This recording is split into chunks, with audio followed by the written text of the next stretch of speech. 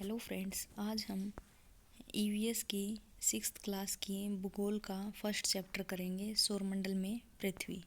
ये class 6th के लिए भूगोल की पाठ्य पुस्तक है। इसका हम हिंदी में करेंगे। अगर आपकी डिमांड होगी तो हम इंग्लिश में भी इसकी वीडियो लेके आएंगे। सूर्यास्त के बाद आकाश को देखना कितना अच्छा लगता है। आसमान में पहले एक या दो चमकते बिंदु ही दिखते हैं, लेकिन बाद में इनकी संख्या बढ़ती जाती है। आप उनकी गणना नहीं कर सकते। संपूर्ण आकाश छोटी छोटी चमकदार वस्तुओं से भर जाता है, जिनमें से कुछ चमकीले होते हैं, कुछ धुंधले। ऐसा प्रतीत होता है मानो आकाश में हीरे जड़े हों। इनमें से कुछ टिमटिमाते प्रतीत होते हैं, लेकिन अगर आप उनको ध्यान से देखेंगे तो आप पाएंगे कि इनमें से कुछ की टिमटिमाहट अन्य से अलग है। ये बिना किसी टिमटिमाहट के चंद्रमा के समान चमकते हैं। इन चमकीली वस्तुओं के साथ आप लगभग प्रतिदिन चंद्रमा को भी देख सकते हैं। यह अलग अलग समय पर अलग आकार तथा अलग स्थितियों में दिखाई पड़ता है। आप पूर्ण चंद्रमा को लगभग 1 महीने में एक बार देख सकती हैं। यह पूर्ण चंद्रमा वाली रात पूर्णिमा होती है। तो इसको नोट कीजिए फ्रेंड्स, पूर्ण चंद्रमा वाली रात पूर्णिमा होती है।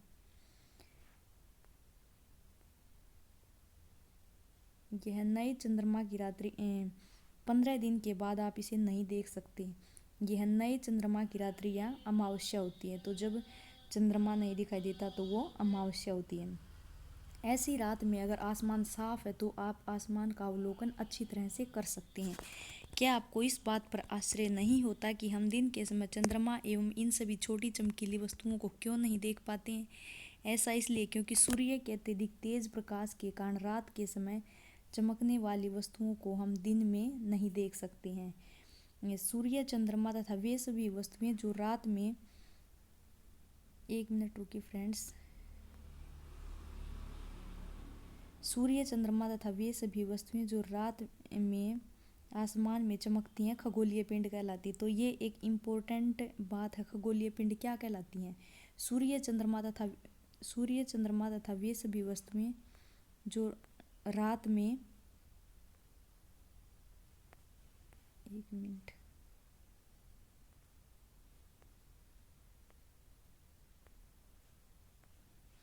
सूर्य, चंद्रमा वे सभी वस्तुएं जो रात के समय आसमान में चमकती हैं वे खगोलीय पिंड कहलाती हैं। कुछ खगोलीय पिंड बड़े आकार के तथा गर्म होते हैं। ये गैसों के बने होते हैं।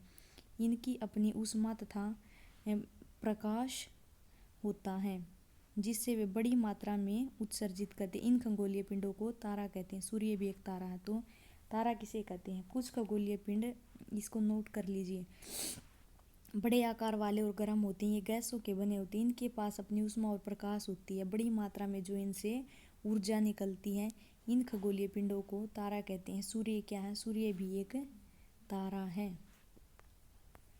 रात के समय चमकते हुए अनगिनत तारे सूर्य के समान ही हैं, लेकिन हमसे बहुत अधिक दूर होने के कारण हम लोग उनकी ऊष्मा या प्रकाश को महसूस नहीं करते तथा वे अत्यंत छोटे दिखाई पड़ते हैं। लेकिन अवश्य ध्यान दिया होगा कि कुछ दूरी पर से देखने पर सभी वस्तुएं छोटी दिखाई पड़ती हैं। अत्यधिक ऊंचाई पर उड़ने वाला हवाई जहाज कितना छोटा दिखाई पड़ता है। रात्रि के समय आसमान की ओर देखते समय आप तारों के विभिन्न समूहों द्वारा बनाई गई विविध आकृतियों को देख सकते हैं। ये नक्षत्रमंडल कहलाती हैं। तो नक्षत्रमंडल क्या कहलाती हैं? रात्रि के समय जो तारों का जो समूह होता है, देखो जैसे ये इस चित्र में दिखाया गया है, तारों का समूह, इसको क्या बोलते हैं? नक्षत्रमंडल।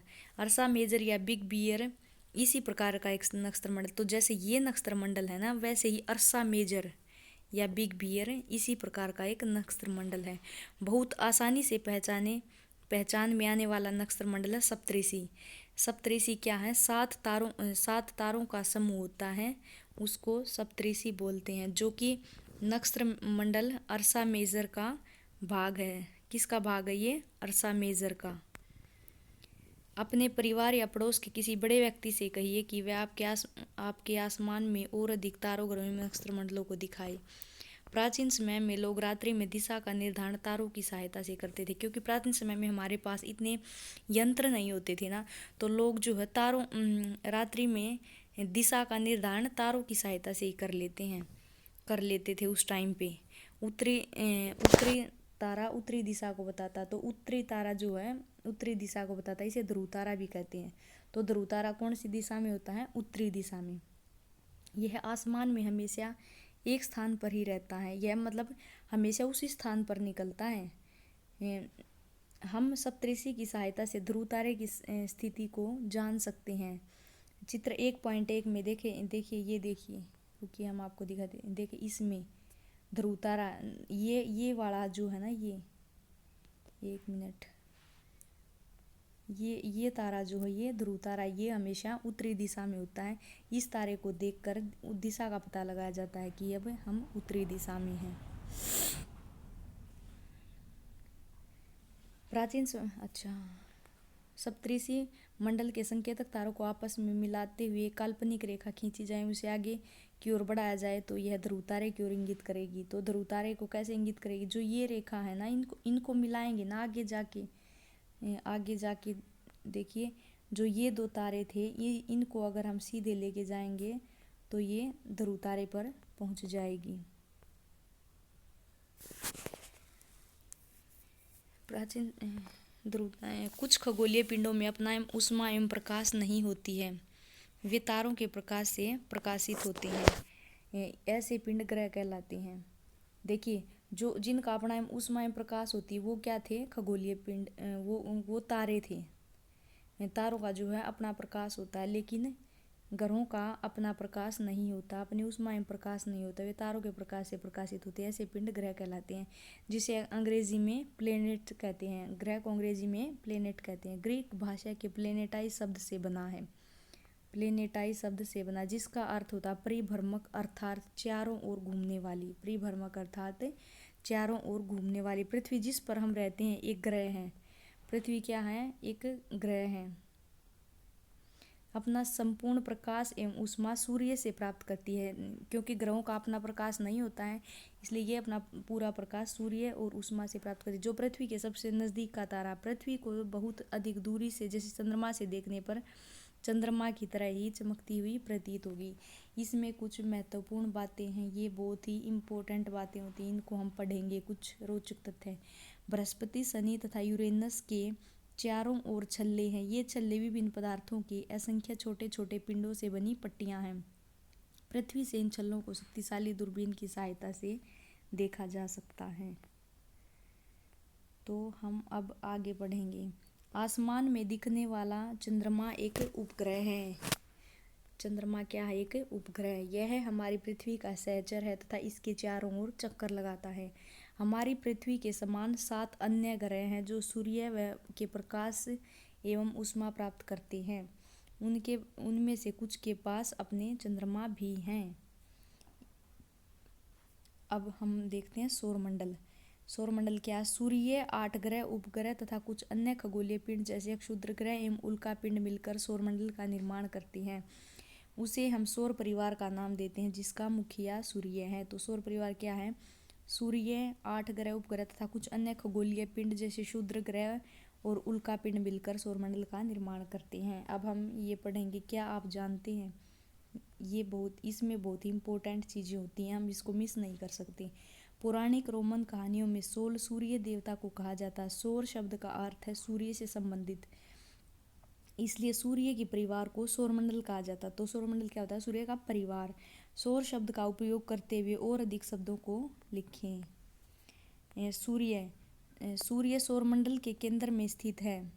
सूर्य का सौरमंडल के केंद्र में अर्थात बीच में स्थित है। यह बहुत बड़ा है और अत्यधिक गर्म गैसों से बना है। इसका खिंचाव बल इसे सौरमंडल को बांधे रखता है। सूर्य सौरमंडल के लिए प्रकाश एवं ऊष्मा का एकमात्र स्रोत है, लेकिन हम इसकी अत्यधिक तेज ऊष्मा को महसूस नहीं करते हैं, क्योंकि इस सबसे नज़दीक का तारा होने के बावजूद यह हमसे बहुत दूर है। सूर्य पृथ्वी से जो है 15 करोड़ किलोमीटर दूर है। देखिए, इस बात को नोट कीजिए। ये क्वेश्चन कई पेपर्स में आया है। ये KVS, NVS, CTET, TGT, PGT, HTET, इन सब के लिए इम्पोर्टेंट है। सूर्य पृथ्वी से लगभग कितने किलोमीटर दूर है? 15 किलोमीटर दूर है। अब हम इसमें ये वाला पार्ट करेंगे, शब्द की उत्पत्ति। ऐसे शब्द ऐसे बहुत से शब्द जिनका उपयोग हम एक भाषा में करते हैं अक्सर वे दूसरी भाषाओं के लिए दिए गए शब्द होते हैं। उदाहरण के लिए ज्योग्राफी एक अंग्रेजी शब्द है, यह ग्रीक भाषा से लिया गया जिसका अर्थ है पृथ्वी का विवरण। यह दो ग्रीक शब्दों से मिलकर बना है जिसमें जी शब्द का अर्थ है पृथ्वी एवं ग्राफिया शब्द का अर्थ है लिखना। आइए हम पृथ्वी के अधिक संबंध को जानें। अब हम ग्रह के बारे में पढ़ेंगे। हमारे सौरमंडल में 8 ग्रह हैं। सूर्य से दूरी के अनुसार वे हैं बुध, शुक्र, पृथ्वी, मंगल, बृहस्पति, शनि, यूरेनस, नेपच्यून। इनको याद करने की जो ट्रिक है वो ये नीचे दी गई है। My very efficient mother just served us nuts. तो ये इसमें ये अंग्रेजी के नाम है इसके, इनसे हम इसको इस ट्रिक से हम इसको याद कर सकते हैं। अब हम सौरमंडल के सभी 8 ग्रह एक निश्चित पथ पर सूर्य का चक्कर लगाते हैं। ये रास्ते दीर्घवृत्ताकार में फैले हुए हैं, ये कक्षा कहलाते हैं। तो कक्षा क्या कहलाते हैं? सौरमंडल के सभी 8 ग्रह एक निश्चित पथ पर सूर्य का चक्कर लगाते हैं, ये दीर्घवृत्ताकार में फैले हुए हैं। इन सब को जो चक्कर लगाते हैं ना उसको क्या कहते हैं? कक्षा। बुध सूर्य की में सबसे नज़दीक है, तो सूर्य का सबसे नज़दीक कौन सा है? बुध। कौन सा ग्रह है? बुध ग्रह। अपनी कक्षा में सूर्य के चारों ओर एक चक्कर लगाने में इसे केवल 88 दिन लगते हैं। तो बुध को कितने दिन लगते हैं? 88 दिन। सूर्य को पृथ्वी का जुड़वां ग्रह माना, शुक्र को तो पृथ्वी का जुड़वा, अगर ये क्वेश्चन आता है कि पृथ्वी का जुड़वा ग्रह किसको माना जाता है तो वो होता है शुक्र को। देखिए फ्रेंड्स, इसमें हर एक बात नोट करने की है। मतलब सबसे सूर्य के सबसे नज़दीक कौन सा तारा है? ग्रह है बुध। वो अपनी कक्षा कितने दिन में पूरी कर लेता है? 88 दिन में। तो पृथ्वी का जुड़वा ग्रह किसको माना जाता है? शुक्र को, क्योंकि इसका आकार एवं आकृति लगभग पृथ्वी के समान ही है, इसीलिए इसको जुड़वा ग्रह कहा जाता है। अभी तक प्लूटो भी एक ग्रह माना जाता था, परंतु अंतर्राष्ट्रीय खगोलीय संगठन ने अपनी बैठक अगस्त 2006 कब? अगस्त 2006 में यह निर्णय लिया और कुछ समय पहले खोजे गए अन्य खगोलीय पिंड तथा प्लूटो बोने ग्रह कहे जा सकते हैं। अब फ्रेंड्स हम इसके बारे में पढ़ेंगे। क्या आप जानते हैं रात में आसमान को देखकर मनुष्य हमेशा से मोहित हुआ। खगोलीय पिंडों एवं उनकी गति के संबंध में अध्ययन करने वालों को खगोल शास्त्री कहते हैं। तो खगोल शास्त्री किसको कहते हैं? खगोलीय पिंडों एवं उनकी गति से संबंध में अध्ययन करने वालों को खगोल शास्त्री कहते हैं। आर्यभट्ट प्राचीन भारत के प्रसिद्ध खगोल शास्त्री थे। कौन थे? आर्यभट्ट। आर्यभट्ट जो है प्राचीन भारत के प्रसिद्ध खगोल शास्त्री थे। उन्होंने कहा था कि सभी ग्रह एवं तथा चंद्रमा परावर्तित सूर्य प्रकाश के कारण चमकते हैं। आज विश्व के सभी भागों में खगोलविद ब्रह्मांड के रहस्यों को खोजने में लगे हुए हैं। अब हम आगे करेंगे। अब पृथ्वी ग्रह के बारे में करेंगे। हमने क्या पढ़ा इससे पहले कि बुध ग्रह जो है सूर्य के सबसे नज़दीक है और वो 88 दिन में अपनी कक्षा का एक चक्कर पूरा कर लेता है। और पृथ्वी का जुड़वा ग्रह किसको माना जाता है? शुक्र को, क्योंकि उसका आकार जो है पृथ्वी के लगभग समान ही है। पहले हम ये करेंगे, ये बहुत ही इम्पोर्टेंट है फ्रेंड्स, इसको ध्यान से इसको याद रखिएगा। पृथ्वी की गति लगभग 3 लाख किलोमीटर प्रति सेकंड है। प्रकाश की गति लगभग 3 लाख किलोमीटर पर सेकंड है। मतलब 1 सेकंड में वो जो है 3 लाख किलोमीटर की दूरी तय कर लेता है। इस गति के बावजूद सूर्य के प्रकाश को पृथ्वी तक पहुंचने में लगभग 8 मिनट का समय लगता है। कितने मिनट का समय लगता है? 8 मिनट का। सूर्य के प्रकाश को पृथ्वी तक पहुंचने में लगभग 8 मिनट का समय लगता है। इसको याद रखिएगा। प्रकाश की जो है दूरी कितनी है? 3 लाख किलोमीटर पर सेकंड है। फिर भी इस गति के बावजूद भी सूर्य के प्रकाश को पृथ्वी तक पहुंचने में 8 मिनट का समय लगता है। पृथ्वी सूर्य से दूरी के हिसाब में पृथ्वी तीसरा ग्रह है, इसको याद रखिएगा। सूर्य से दूरी के हिसाब में पृथ्वी तीसरा ग्रह है। आकार में यह 5वां सबसे बड़ा ग्रह है। सूर्य से दूरी के हिसाब में तो पृथ्वी जो है तीसरा है और आकार में यह 5वां सबसे बड़ा ग्रह है। यह ध्रुवों से थोड़ी चपटी है। इसका कारण यही कारण है कि इसके आकार को भू आब कहा जाता है। इसके आकार को क्या कहा जाता है? भू आब। भू आब का अर्थ है पृथ्वी के समान आकार।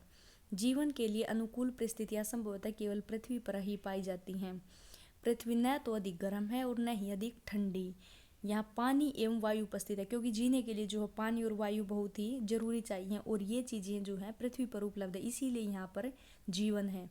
ये हमारे जीवन के लिए आवश्यक है। वायु में जीवन के लिए आवश्यक गैसें ऑक्सीजन मौजूद है। यही कारण है कि पृथ्वी सौरमंडल का सबसे अद्भुत ग्रह। तो सौरमंडल का सबसे अद्भुत ग्रह कौन सा है?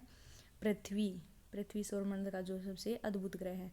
अंतरिक्ष से देखने पर पृथ्वी नीले रंग की दिखाई पड़ती है क्योंकि इसके 2/3 सतह पानी से ढकी हुई है। पानी से कितनी सतह ढकी हुई है?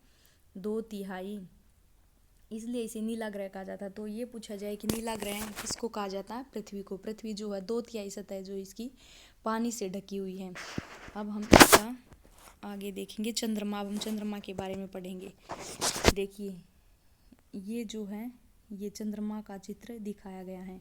पृथ्वी हमारी पृथ्वी के पास केवल एक उपग्रह। तो पृथ्वी के पास कितने उपग्रह हैं? केवल एक उपग्रह है चंद्रमा। इसका व्यास पृथ्वी के व्यास का केवल 1/4 है, मतलब 1/4 पार्ट है चंद्रमा का व्यास जो है पृथ्वी के व्यास का। यह इतना बड़ा इसलिए प्रतीत होता है क्योंकि यह हमारे ग्रह के अन्य खगोलीय पिंडों की अपेक्षा नज़दीक है। तो जो अन्य खगोलीय पिंड है ना पृथ्वी ग्रह के, उसकी अपेक्षा चंद्रमा जो है नज़दीक है। यह हमसे लगभग 3,84,400 किलोमीटर दूर है। तो कितनी दूर है ये हमारी पृथ्वी से? 3,84,400 किलोमीटर। यह अब आप पृथ्वी से सूर्य एवं चंद्रमा की दूरियों की तुलना कर सकते हैं। तो सूर्य से उसकी दूरी तो जो हमने पढ़ी थी वो देखिए फ्रेंड्स 3 लाख किलोमीटर। वो ये तो प्रकाश की गति थी 3 लाख किलोमीटर पर सेकेंड। और ये जो है, 1 मिनट रुकिए, ये जो है चंद्रमा की दूरी है सूर्य से 3,84,400 किलोमीटर दूर है। अब हम यहाँ पर ये पढ़ेंगे इसके बारे में। ये हम पढ़ेंगे उपग्रह एक खगोलीय पिंड है जो ग्रहों के चारों ओर उसी प्रकार चक्कर लगाता है जिस प्रकार ग्रह सूर्य के चारों ओर चक्कर लगाते हैं। तो ग्रह जो है सूर्य के चारों ओर चक्कर लगाते हैं, उसी प्रकार उपग्रह भी खगोलीय पिंड है। ये जो है ये ग्रह के चारों, जैसे पृथ्वी ग्रह है ना, तो चंद्रमा जो है पृथ्वी के चारों ओर चक्कर लगाता है। मानव निर्मित उपग्रह एक कृत्रिम पिंड है। यह वैज्ञानिकों के द्वारा बनाया गया है जिसका उपयोग ब्रह्मांड के बारे में जानकारी प्राप्त करने में पृथ्वी पर संचार के माध्यम के लिए किया जाता है। इसे रॉकेट के द्वारा अंतरिक्ष में भेजा जाता है एवं पृथ्वी की कक्षा में स्थापित कर दिया जाता है। अंतरिक्ष में उपस्थित कुछ भारतीय उपग्रह हैं इनसैट, IRM, एडुसैट इत्यादि। तो ये जो है इसको नोट करो। अंतरिक्ष में उपस्थित कुछ भारतीय उपग्रह इनसैट, IRS, एडुसैट हैं। ये तीन याद रखिए फ्रेंड्स इनको, इनसैट, IRS, एडुसैट इत्यादि हैं। पृथ्वी चंद्रमा का लगभग एक चक्कर लगभग 27 दिन में पूरा करता है। तो चंद्रमा कितने दिन में पूरा करता है? चंद्रमा पृथ्वी का उपग्रह है तो ये अपना चक्कर लगभग 27 दिन में पूरा करता है। लगभग इतने ही समय में यह अपने अक्ष पर एक चक्कर भी पूरा करता है। इसके परिणाम स्वरूप पृथ्वी से हमें चंद्रमा का केवल एक भाग ही दिखाई पड़ता है। चंद्रमा की परिस्थितियां जीवन के लिए अनुकूल नहीं है। इसकी सतह पर पर्वत हैं, गड्ढे हैं, मैदान हैं। चंद्रमा की सतह पर छाया बनाते हैं। पूर्णिमा के दिन चंद्रमा पर इसकी छाया को देखा जा सकता है। अब क्षुद्र ग्रह के बारे में पढ़ेंगे। तारों, ग्रहों एवं उपग्रहों के अतिरिक्त असंख्य छोटे पिंड भी सूर्य के चारों ओर चक्कर लगाते हैं। इन पिंडों को अक्षुद्र ग्रह कहते हैं। तो अक्षुद्र ग्रह किसको कहते हैं? तारों, ग्रहों एवं उपग्रहों के अतिरिक्त असंख्य पिंड भी हैं, मतलब असंख्य बहुत से छोटे बड़े पिंड हैं जो सूर्य के चारों ओर चक्कर लगाते हैं। इन पिंडों को क्षुद्र ग्रह कहते हैं। ये मंगल एवं बृहस्पति की कक्षाओं के बीच में पाए जाते हैं। तो क्षुद्र ग्रह कहाँ पाए जाते हैं? मंगल एवं बृहस्पति की कक्षाओं के बीच में पाए जाते हैं। वैज्ञानिकों के अनुसार क्षुद्र ग्रह के ही भाग होते हैं जो कि बहुत वर्ष पहले विस्फोट के बाद ग्रहों से टूटकर अलग हो गए थे। तो ग्रहों के पार्ट क्या होते हैं? क्षुद्र ग्रह। आगे हम उल्कापिंड के बारे में पढ़ेंगे। सूर्य के चारों ओर चक्कर लगाने वाले पत्थर के छोटे बड़े टुकड़ों को उल्कापिंड कहते हैं। उल्कापिंड किसे कहते हैं? सूर्य के चारों ओर चक्कर लगाने वाले पत्थर के छोटे छोटे टुकड़ों को उल्कापिंड कहते हैं। कभी कभी ये उल्कापिंड पृथ्वी के इतने नज़दीक आ जाते हैं कि इनकी पृथ्वी प्रकृति पर गिरने की होती हैं। इस प्रक्रिया के दौरान वायु के साथ घर्षण होने के कारण ये गर्म होकर जल जाते हैं। फलस्वरूप चमकदार प्रकाश उत्पन्न होता है। कभी कभी कोई उल्का पूरी तरह जले बिना पृथ्वी पर गिरती है जिससे धरातल पर गड्ढा बन जाता है। क्या आपने तारों वाले खुले आसमान में एक ओर से दूसरी ओर तक फैली चौड़ी सफेद पट्टी की तरह एक चमकदार रास्ते को देखा है? यह लाखों तारों का समूह है। यह पट्टी, यह क्या है? लाखों तारों का समूह। यह पट्टी आकाश गंगा है। क्या ये आकाश गंगा? इसको मिल्की वे कहते हैं। हमारा सौरमंडल इस आकाश गंगा का एक भाग है। प्राचीन भारत में इसकी कल्पना आकाश में प्रकाश की एक बहती नदी से की गई थी। तो इसकी कल्पना किससे की गई थी?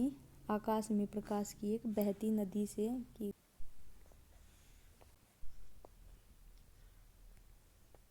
इस प्रकार इसका नाम आकाश गंगा पड़ा था। आकाश गंगा करोड़ों तारों, बादलों एवं गैसों की एक प्रणाली है। इस प्रकार की लाखों आकाश गंगाएं मिलकर ब्रह्मांड का निर्माण करती। तो ब्रह्मांड का निर्माण कौन करती हैं? लाखों आकाश गंगाएं मिलकर ब्रह्मांड का निर्माण करती हैं। ब्रह्मांड की विशालता की कल्पना करना अत्यंत कठिन है। वैज्ञानिक अभी भी इसके बारे में अधिक से अधिक जानकारी एकत्र करने में जुटे हैं। इसके आकार के संबंध में हमें कोई जानकारी नहीं, लेकिन फिर भी हम जानते हैं कि हम सभी ब्रह्मांड का एक हिस्सा हैं। तो ये फ्रेंड्स हमारा NCERT ज्योग्राफी का फर्स्ट चैप्टर था। हम डेली एक चैप्टर आपके सामने लेके आएंगे ज्योग्राफी का। आप कमेंट करके ज़रूर बताएं कि आपको वीडियो कैसी लगी, और आप हिस्ट्री, पॉलिटिकल या और सब्जेक्ट भी चाहते हैं तो कमेंट करके बताइए। हम आपके सामने और वीडियो भी लेके आएंगे। धन्यवाद।